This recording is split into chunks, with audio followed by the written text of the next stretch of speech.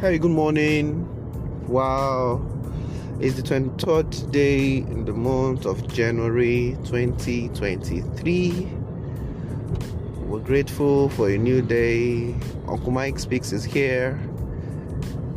Coming here another Monday to do it just like we love to do it.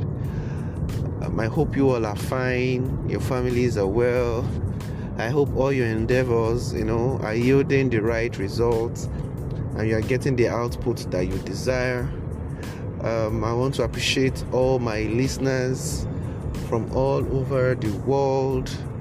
I just got an email from Spotify and Anchor of how my podcast is reaching people, in Ghana, Canada, the UK, the US, Germany, and of course Nigeria, where I have most of my listeners. So I'm grateful.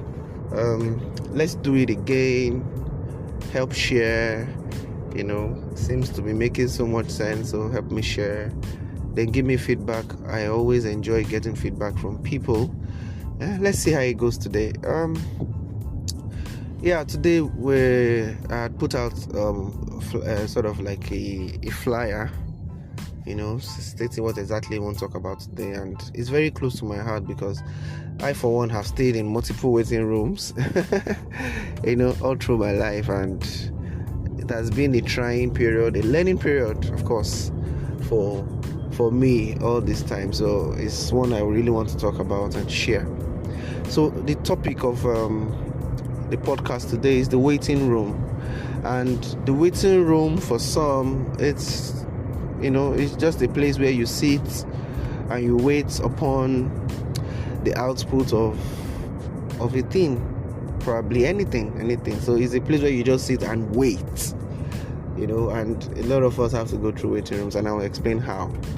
I like to say that life itself is just a series of questions and where you are expected to answer, and for every question, once you answer, you get to answer another question again, although it gives you a little time to enjoy and to celebrate the passing that question. But as soon as you are celebrating, just as soon as it is that you are happy that you have passed that question, it throws you another question, and until you die, you never stop answering questions. And that's basically what life is, right? So life is just a series of questions, and for every question you pass, life throws you, and it throws you another one. That means as you pass, you qualify to go to the next stage. And I've said that from your time of birth till you die, that's basically what it is. So the day you were due in your mother's womb to come out, right? So life says, are you ready? Do you want to live or do you want to die? And you say, wow, I'm ready to live. And he asks you, how do you want to live? You start kicking. And when you start kicking, your mother feels it in forms of contractions and all the likes, and she rushes to the hospital, and you know how it goes. So very early, multiple questions life starts asking you as a child. Do you want to work? How do you want to get from here to there? Child starts crawling. Life is, are you hungry? Oh, how are you going to say it? Oh, you start crying. Oh, the baby starts crying. And up until a particular point, the waiting period in the waiting room for a lot of people is very, very small at that stage. You just get questions. Immediately you answer that question and you pass. Immediately another question comes. But for some people, you realize that when you get to your teen years, you are done with your secondary school or high school, like as it is called in some parts of the world, to now graduating to the university. That's where some people experience a longer waiting period in the waiting room, and it basically starts from there, and I will take it from there till, of course, the multiple waiting rooms that we have to get to, till we die, till we exit the face of the earth, So I might need to do 2 episodes because there are a lot of waiting rooms, and you can't really escape it. I'm going to start from the very first one that I think, it really happens, especially because I have my demography is quite large. I have older people, I have younger people, and for me, I have to balance it out. So for some people, they get to, secondary school, SS3, that's like the last year in secondary school. You write an exam in Nigeria here. I know. I think in the US, you write like SATs and the like. So that sort of qualifies you into the university. So for people here, at times you have written that exam, and life asks you that question. Okay, are you ready to go to university? Oh, yeah, right, jump. And once you pass, it's really not straightforward. Although in these times now, it's a bit, I wouldn't say easy, but it's not really an issue anymore. You have so many universities, private ones, where they literally get multiple scores. Any score you bring, they have a space for you. But while we were growing up, most people had to stay home 2, 3, 4 years.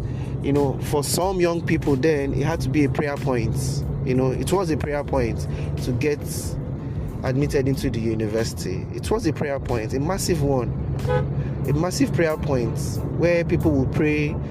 So for that period, people sit in the waiting room. You have written, life has asked you JAMB. You have written JAMB, but you're waiting for the result.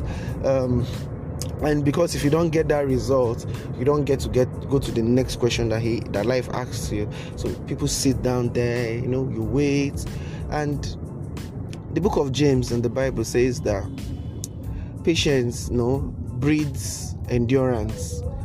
It sort of tells us that the waiting period is something that you need to actually go through, because it helps you build strength.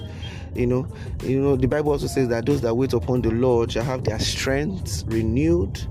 But the truth is, the truth is, for a lot of us, a lot of people, the waiting room rarely brings strength.